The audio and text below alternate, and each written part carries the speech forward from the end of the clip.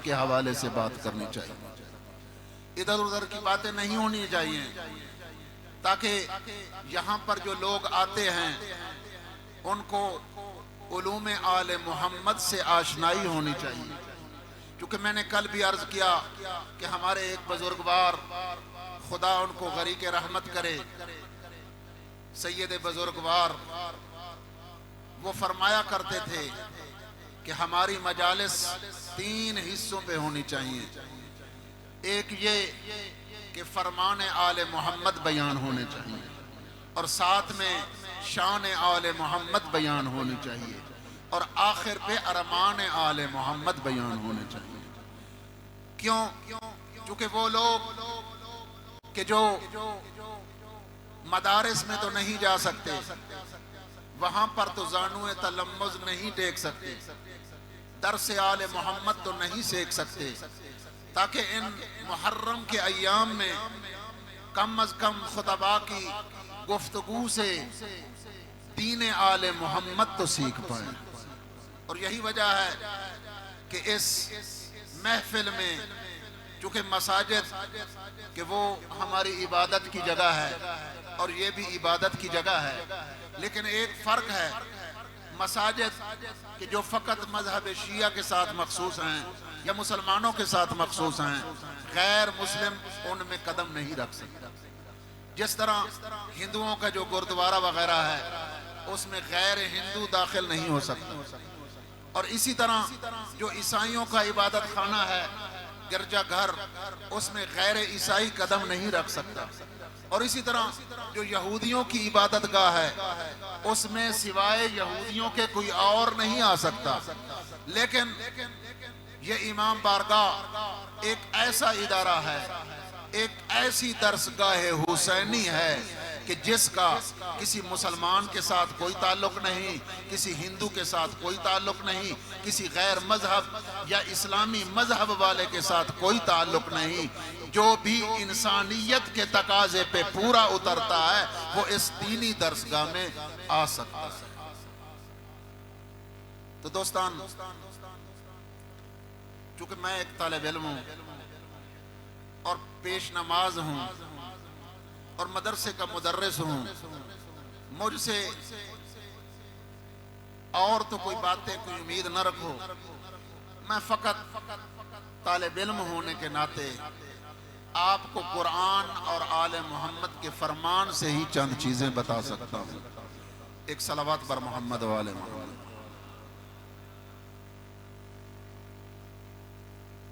बारे दीगर बुलंदतर सलावत।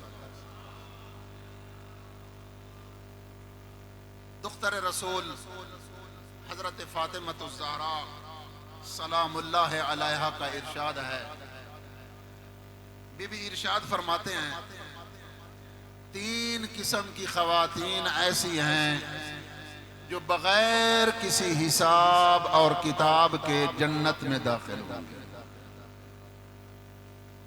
बीबी फरमाती हैं, पहली वो औरत मन सबरत, कि जो सबर करे किस पर? अपने शौहर की दीनदारी और गुर्बत पर सफर करे। यानी उसका शौहर गरीब है, उसके पास इतना माल और दौलत नहीं है, लेकिन बावजूद इसके वो अपने शौहर की उस जिंदगी पर सबर करे, तो अल्लाह रब्बुल इज्जत उसको बगैर किसी हिसाब और बगैर किसी पूछ गुछ के जन्नत में दाखिल करेगा। फिर हजरत फरमाती हैं, दूसरी वो औरत कि जो अपने शौहर की बद अखलाकी पर सबर करे, अल्लाह रब्बुल इज्जत बगैर किसी हिसाब किताब के उसको जन्नत में दाखिल करे। फिर बीबी फरमाती हैं, तीसरी वो औरत कि जो अपने शौहर को अपना हक महर माफ कर दे, उसको भी बगैर हिसाब के बहिश्त में दाखिल करेगा। फिर हजरत फरमाती हैं कि ये जो 3 औरतें हैं कि जिनको बगैर हिसाब किताब के जन्नत में दाखिल किया जाएगा, इनके लिए और भी सवाब है। एक तो ये कि 1000 शहीद का सवाब इनके नामा आमाल में दर्ज होगा।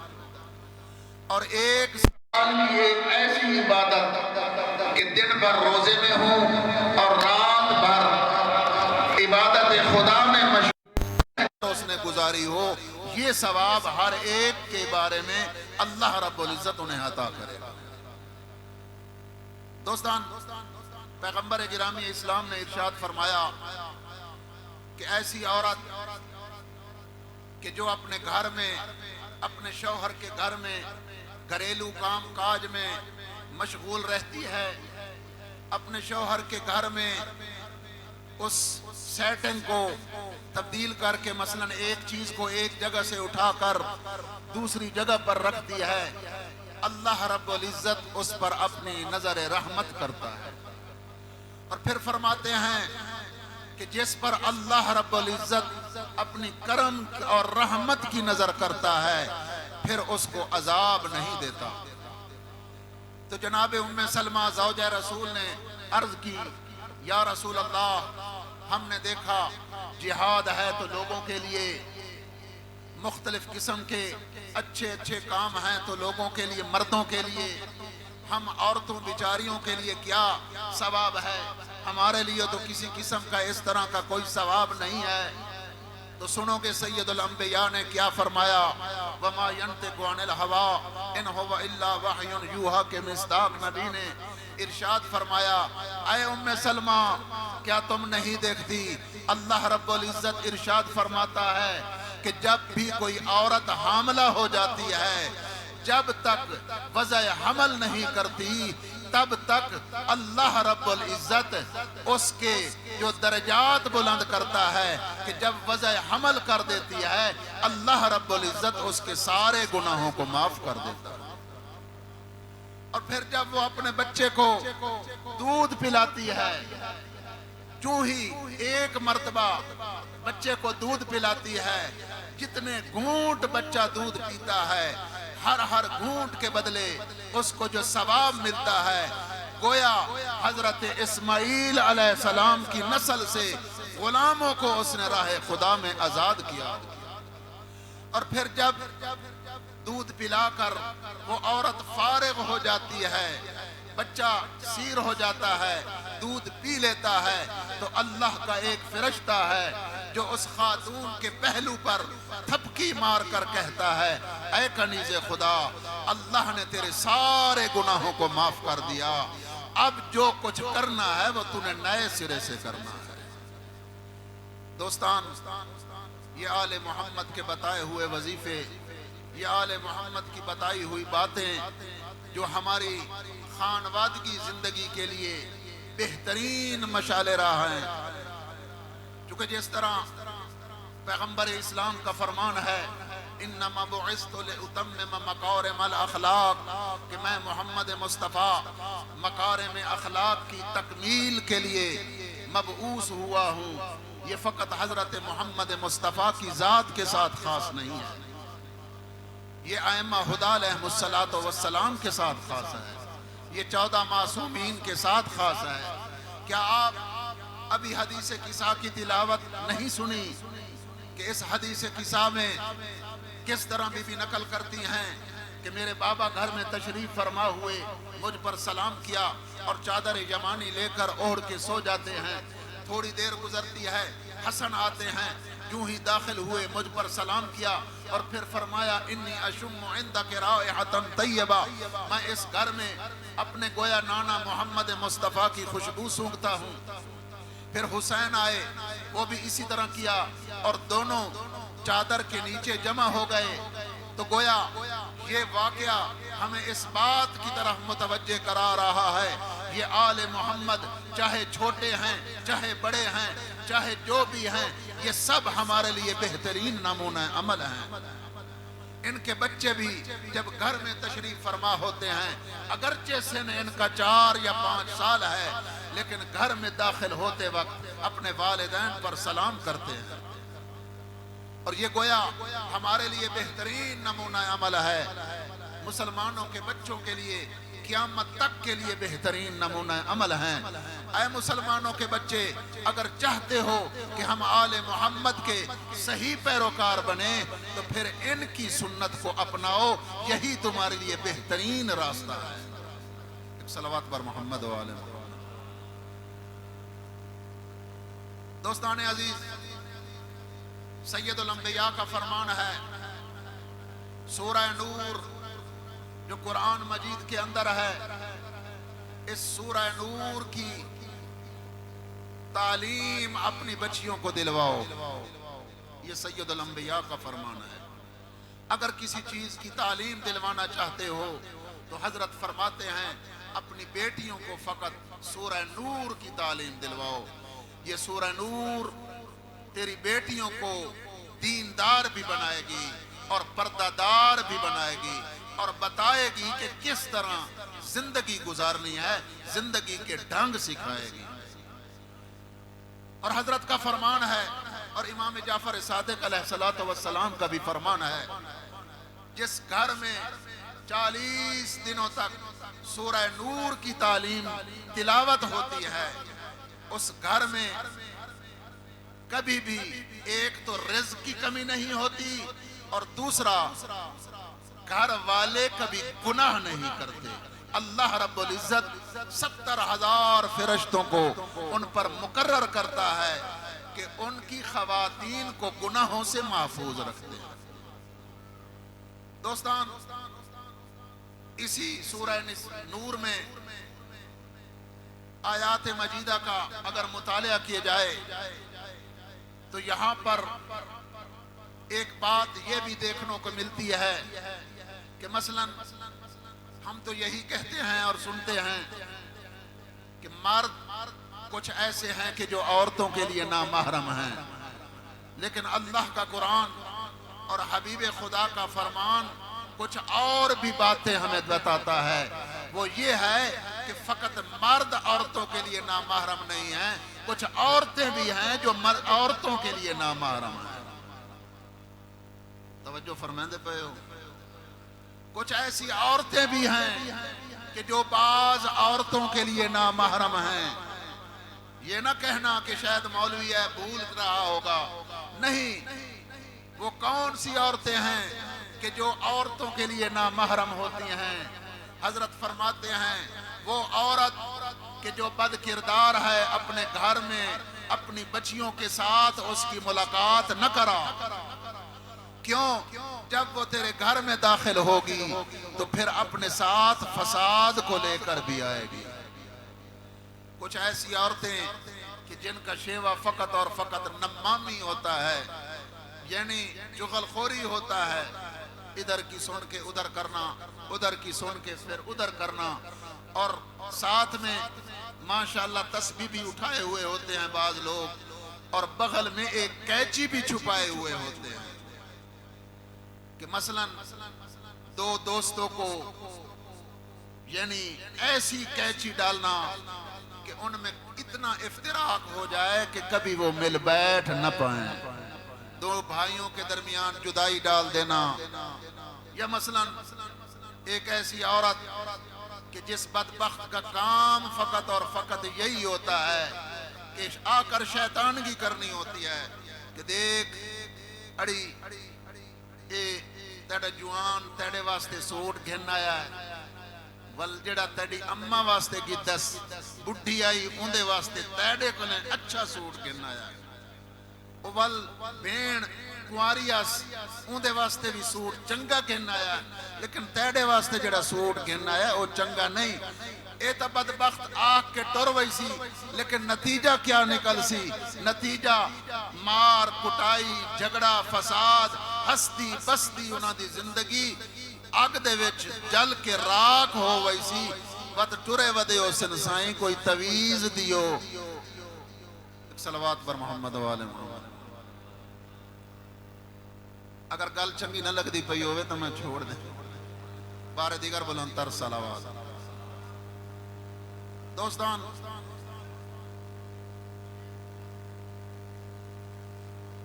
मैंने तो कल भी अर्ज किया था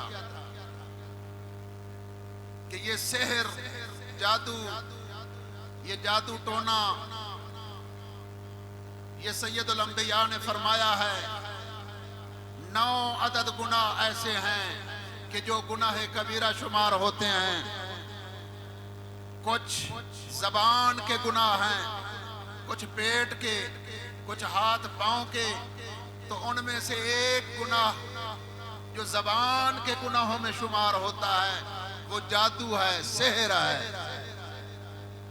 और ये सेहर एक ऐसा गुनाह है कि जिसकी वजह से वो जादूगर बदबख्त, वो भोपा, वो बदबख्त, वो जालिम।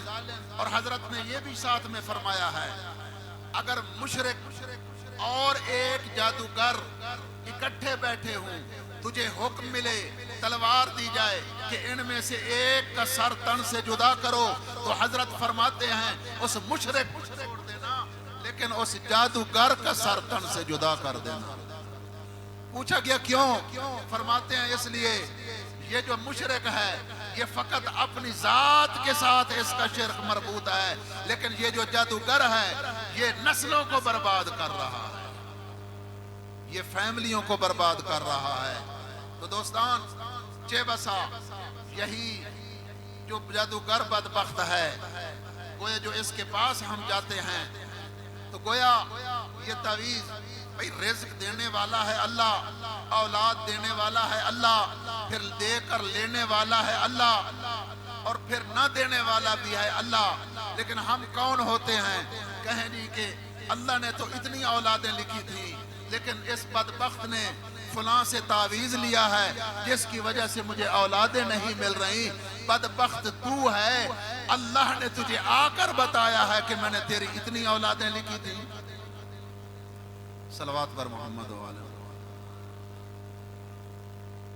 दोस्तान, काश कि हम अगर कुरान को और अहले बैत अलैहिमुस्सलातु वस्सलाम के फरमान को अपनी जिंदगी का नमूना बना लेते तो हम कभी भी इस तरह की गुमराही का शिकार न होते, और हम कभी भी इस तरह का जुल्म और सितम का शिकार न होते।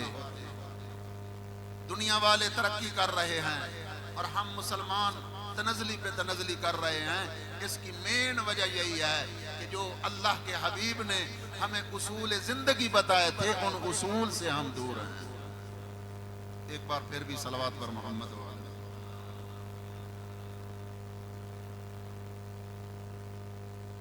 दोस्तान, सैयदुल अंबिया ने इरशाद फरमाया एक ऐसा शख्स या एक ऐसी औरत मन सबरत, जो सबर करे, अपनी शौहर की अज़ियतों पे सबर करे, अपने शौहर की बद अखलाकी पर सबर करे, अल्लाह रब्बुल इज़्ज़त उसको हजरत आसिया बिन्ते मुज़ाहिम का जो अजर और सवाब है वो उसे अता करेगा। और फिर फरमाया एक ऐसा शख्स कि जो अपनी औरत की बद अखलाकियों पे सबर करे। औरत बद अखलाकियाँ करती है, बदतमीजी करती है, घर में उसने आग जलाई हुई होती है, यूं ही घर में कदम रखता है तो गोया जंग शुरू हो जाती है। और ये शख्स बजाय इसके कि उस अपनी ज़ौजा पर हाथ उठाए बल्कि सबर से काम लेता है। सैयदुल अंबिया इरशाद फरमाते हैं इस शख्स को सब्र अय्यूब जितना सवाब मिलेगा। कि हजरत अय्यूब अलैहिस्सलातु वस्सलाम सब कुछ खत्म हो गया, औलाद खत्म हो गई, बाग खत्म हो गए, माल खत्म हो गया, सब कुछ जल के राख हो गया, लेकिन हजरत अय्यूब ने सबर किया। फिर सबर का नतीजा ये मिला कि अल्लाह का कुरान कहता है जो था वो भी मिला, जो नहीं था उससे बढ़कर हजरत अय्यूब को मिला, और इसी दुनिया में मिला, और जो आखिरत में मिलना है उसका फिर और भी कुछ मकाम है। तो दोस्तान, पूछा गया इसके बारे में तो हजरत ने फरमाया कुछ ऐसे लोग होते हैं कि जो अपनी ज़ौजा की शिकायत लोगों में जाकर करते हैं, कहते हैं जी कि मेरी ज़ौजा की ये खराबी है। तो फरमाते पे हो गल चंगी लगती पई है या कोई ना जी साईं, घर वञो तो हर वेले मत्थे ते वट अग बल्ली हुई होंदी है, भा बल्ली हुई होंदी है कि फलां मसला ते फलां मसला। बदबख्त अगर तू लोगों में ये अपनी बीवी की शिकायत कर रहा है तो लोग तुझे इनाम नहीं देंगे, बल्कि तेरे बारे में ये कहेंगे कितना बदबख्त है, घर की बातें बाहर जाकर बता रहा है। वो साढ़े पासे आते हैं घर दे अगर दाने ते कमले भी सियाने, लेकिन वो कैसा इंसान है कि जो घर की बातें जहान में जाकर बताता है। फिर हम तो फिर मौलवी भी हैं और सैयद भी हैं, फिर हमारे पास तो लोगों की बातों का खजाना है। अब हम क्या करें? एक सलवात पर मोहम्मद वाले मोहम्मद। और इसी तरह पैगंबर ने फरमाया औरत को भी नहीं चाहिए कि अपने शौहर की गुर्बत की शिकायत लोगों में जाकर करे, अपनी सहेलियों में जाकर करे। अड़ी मेरा शौहर तो इतना गरीब है, फलां शायद आखियां में गिनवा ने दी। नहीं नहीं, अल्लाह का कुरान है और अल्लाह तबारक व तआला सूरह बकरा के अंदर इरशाद फरमा रहा है, आयत नंबर 187, इरशाद रब्बुल इज्जत होता है, हुन्ना लिबासुल लकुम व अंतुम लिबासुल लहुन। वो औरतें तुम्हारा लिबास हैं और तुम मर्द उन औरतों के लिबास हो। जिस तरह इंसान, जैसा कि उलमा ने भी फरमाया है, मुफस्सिरीन ने भी फरमाया है और अइम्मा हुदा अलैहिमुस्सलातु वस्सलाम ने भी इरशाद फरमाया है क्या कि जिस तरह इंसान का लिबास गर्मी और सर्दी में उसकी जिस्म की हिफाजत करता है, इसी तरह गोया जन और शौहर, मर्द और औरत एक दूसरे का लिबास है। जिस तरह लिबास गर्मी और सर्दी से जिस्म को बचाता है, इसी तरह मर्द औरत एक दूसरे की नामूस की हिफाजत करते हैं। एक सलवात पर मोहम्मद वाले में।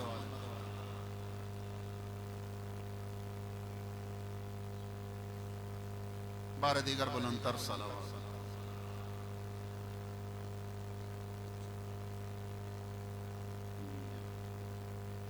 दोस्तान, मौलाना साहब पहुंच चुके हैं। अगर हमारी जिंदगी कुरान के उसूल और आले मोहम्मद के बताए हुए उसूलों के मुताबिक होती तो आज हमारी जिंदगियों में इस तरह की मुश्किलात न होती। किस तरह बीबी फातिमातुज़ ज़हरा सलामुल्लाह अलैहा ने जिंदगी गुजारी। अली अमीरुल मोमिनीन की जब शादी हो जाती है तो सैयदुल अंबिया घर पे तशरीफ लाते हैं, देखते हैं कि कुछ काम हैं कि जो हजरत अली अंजाम दे रहे हैं और कुछ काम बीबी फातिमातुज़ ज़हरा अंजाम दे रहे हैं। तो हजरत ने फरमाया आज मैं तुम्हारे दरमियान बंटवारा न कर दूं, वो ये कि बाहर के काम अली आप अंजाम देना और घर के काम मेरी बेटी ज़हरा अंजाम देगी।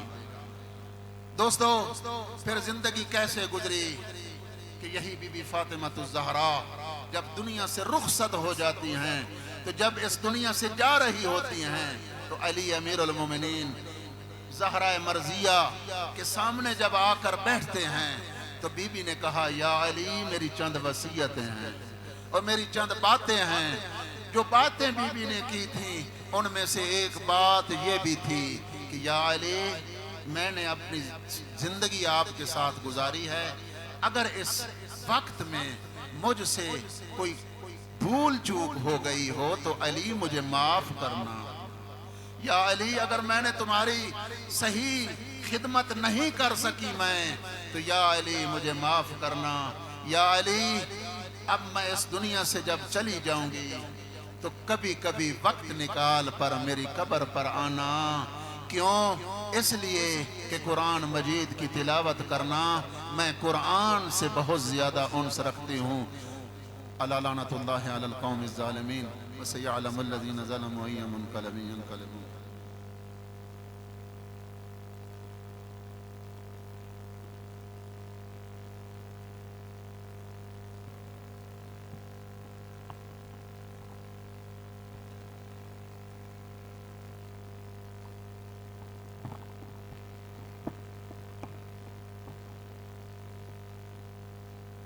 मुहम्मद व आले मुहम्मद सलावत